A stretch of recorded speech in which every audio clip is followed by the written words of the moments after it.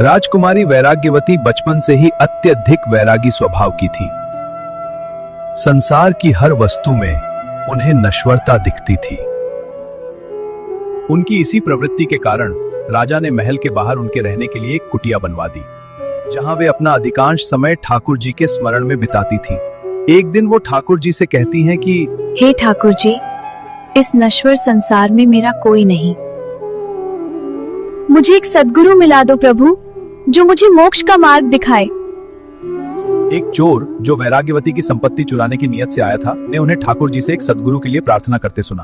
उसने साधु का वेश धारण किया और वैराग्यवती को यह कहकर शिष्य बना लिया कि वह केवल अपने शिष्यों के हाथ से ही जल ग्रहण करता है, और कहा कि पुत्री, तेरी पुकार सुनकर मैं आ गया हूँ। मैं तुझे दीक्षा दूंगा, पर तुझे मेरा हर आदेश मानना होगा।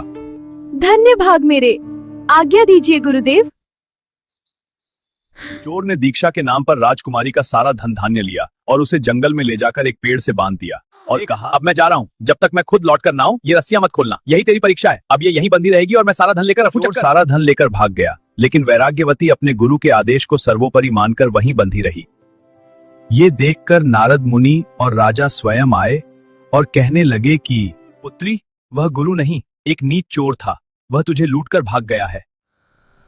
नहीं मुनिवर, वह जैसे भी हो मेरे गुरु हैं। यदि उनकी आज्ञा के बिना मैं मुक्त हुई तो मेरी निष्ठा खंडित हो जाएगी।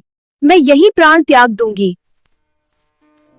उनकी इस अटूट गुरु निष्ठा से प्रसन्न होकर स्वयं भगवान श्री कृष्ण प्रकट हुए और भगवान ने हनुमान जी को आदेश देकर उस चोर को पकड़वाया और कहा, वाह पुत्री, तेरी ऐसी अनन्य निष्ठा देखकर मैं स्वयं खिंचा चला आया।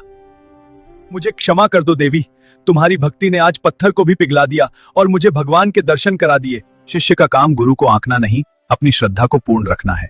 निष्ठा सच्ची हो तो भगवान स्वयं रक्षा करते हैं।